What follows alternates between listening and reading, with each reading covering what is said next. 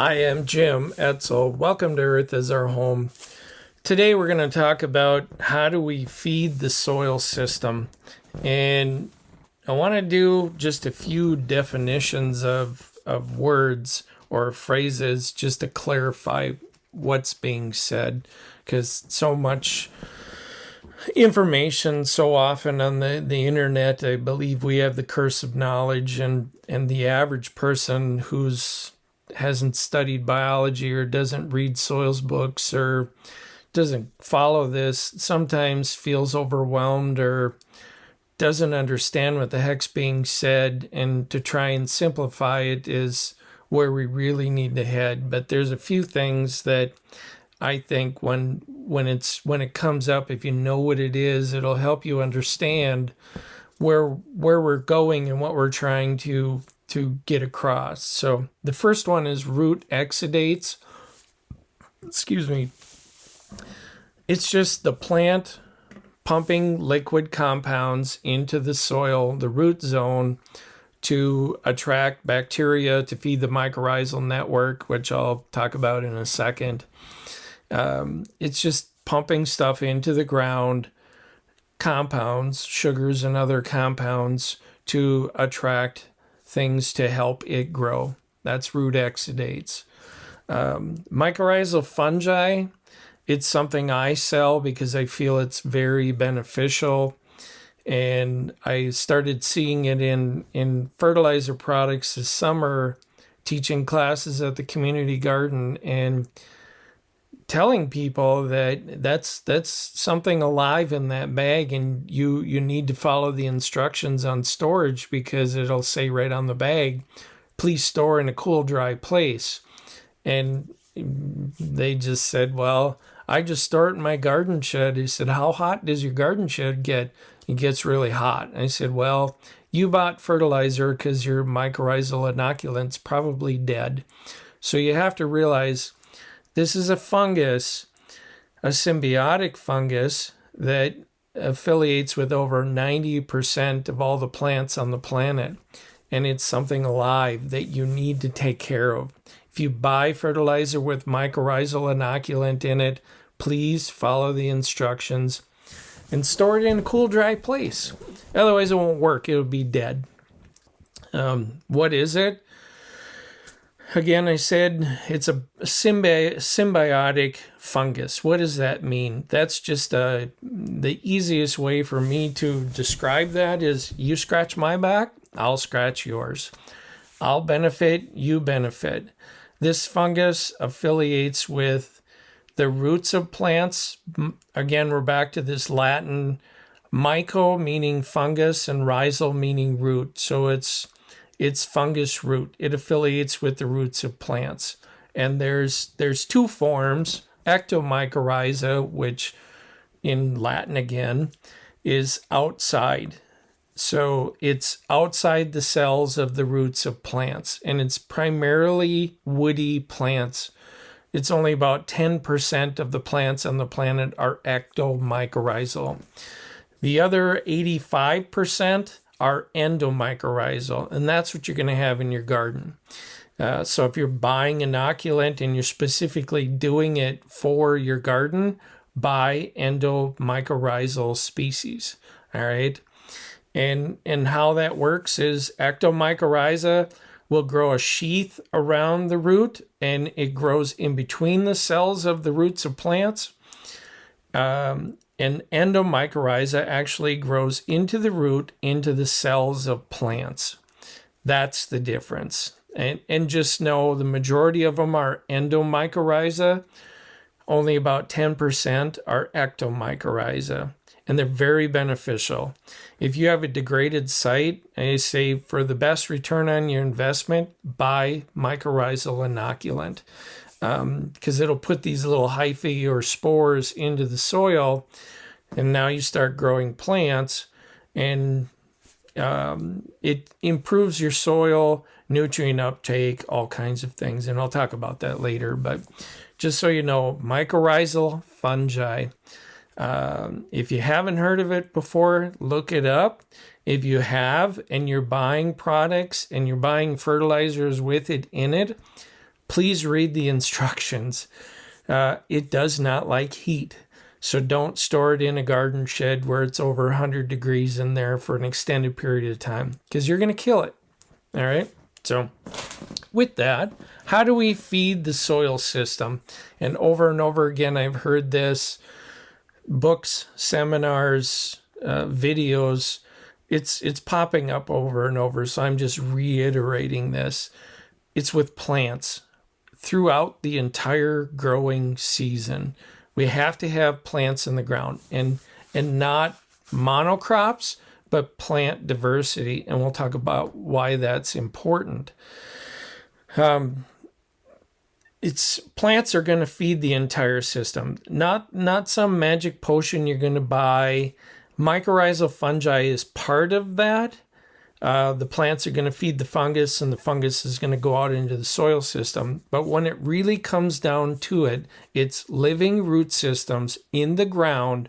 And out here, there's 2 feet of snow, so we're not growing a whole lot right now.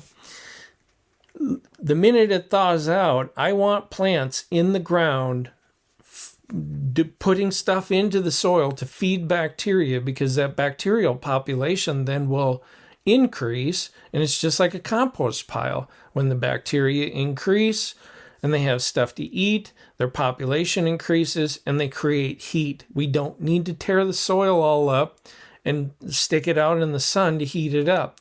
The bacteria will create the heat from plants feeding it. So we need plants in the ground the minute it thaws until it freezes. Plant diversity. Why is this so important? Well, each plant has its own signature of what it puts into the ground as far as root exudates, that liquid compound going in there. And that's important because it's going to attract certain fungus, bacteria, different microscopic organisms. And when it's not all one and we have a diverse population, things don't get out of control. And that's what we're looking for, is balance in the system. So plant diversity creates balance. Remember that. What else does it do when you have plant diversity?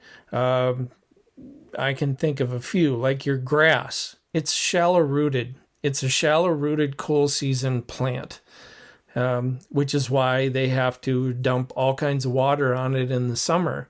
It's not 4 feet in the ground. It's maybe 8 inches if you're lucky. We want deep rooted plants in the ground, this plant diversity, because lucerne, also known as alfalfa, can go 6-7 feet in the ground. Big blue stem on the prairies, I heard, was 14 feet in the ground. That's bringing stuff from 3, 6, 9, 12 feet in the ground to the surface. So we don't have to dig these big mines to mine minerals. We need plants. Plant diversity. These big, long root systems to bring these minerals and water from down deep up. Instead of punching these big wells and depleting the aquifers, we can use plants. What a great idea. And I thought about this as I was writing this up. We're not only bringing minerals up, but some of these plants have a big, long taproot. Some of these plants have branch structure. Some of these plants have fibrous root systems. And if we're looking for surface area, a big, long taproot probably doesn't have as much surface area as a fibrous root system. That fibrous root system, tied into the mycorrhizal network, has an amazing surface area to gather nutrients and cycle them and bring them to where we want them, in our mouth. So this plant diversity with root depth, root type, whether it's a taproot, a fibrous root, we want to take a look at that as we're looking to plant gardens, in that we don't want a whole bunch of annuals that are 2 feet and less, because then we're really becoming a slave to the hose And water doesn't cure everything. I've seen it over and over again. You think, well, if you turn the sprinkler on, it cures everything. It doesn't. Okay? Let the plants, that diversity, bring that water up. Not that I'm saying let's get rid of the hose, because irrigation, I use it. It's just, can we use a lot less? We can if we have plant diversity, differing root types. Not everything in the garden needs to be edible. The first succession, the pioneer plants, also known as weeds, if they don't get out of control on you, leave a lot of them, because it's plant diversity. They're adding something different to the soil than your annual vegetables. And a lot of them are edible anyways, and they show up for free, so why not take advantage of them? Mycorrhizal fungi, I've been talking about it well through the videos, the mycorrhizal network. If you've ever seen the first Avatar movie, and I would recommend you see it because it's pretty amazing, the scientists are poking these prongs or needles into the roots and saying, oh, the plants are talking and they're communicating with one another. James Cameron didn't get that just off the back of his head. He got that from Earth. That's what the mycorrhizal network does. And this symbiotic group of fungus that affiliates with over 90% of all the plants on the planet is a beneficial. It's you scratch my back, I'll scratch yours. The fungus grows into the root of the plant, either around the cells and grows a sheath around the root, or it grows into the cells of the plant. And then it goes out into the soil system, increasing the plant's reach by many thousands of times to get minerals, water. It glues the soil together with a compound called glomalin. So if you hear glomalin, you know, sticky substance, glues soil together, stabilizes soil. It also does disease suppression, and it allows the plants to communicate with one another via electrochemical signals through this network. So just know this is really important to have in your garden system, your agricultural system, the forest system, whatever you're growing, a prairie, a savanna, it really doesn't matter. This mycorrhizal network is very, very important. And you can buy the inoculants, like I said earlier. If you're just gardening and your plants are the annuals or even a lot of the perennials, endomycorrhiza is what you're looking for. If you're growing a polyculture with trees and shrubs, and I'll put a link in the description to some companies where you can find out which plants affiliate with which type so you can spend your money better. If you know what that is, then you can really tailor what you're doing, where you're growing, kind of thing. Just remember, it is vitally important to have it in the system. And the Brassica family does not affiliate with this network. And I assumed that people knew what the Brassicas were. A lot of the gardeners don't know, which surprised me, but it is what it is. The Brassicas, you can look it up, but it's broccoli, cauliflower, radishes, arugula, the mustard family. Excuse me. That's the Brassicas. It's a pretty good sized family. They do not affiliate with this mycorrhizal network. So if you plant a whole field in Brassicas, just know you won't feed that network, and not being fed for a while is really not fun in our perspective. So just realize you plant that in your situation, you're not going to feed this network, and we want to feed this network with plants. So if you're going to plant brassicas, plant something else with it. Another thing to feed the system is mulch. Mulch. I talk about mulch constantly, covering the soil up. Plants feed that bacteria. Plants feed that mycorrhizal network. What does mulch feed? The chompers, the chewers, the dissolvers, the critters that pull dead plant material into the ground.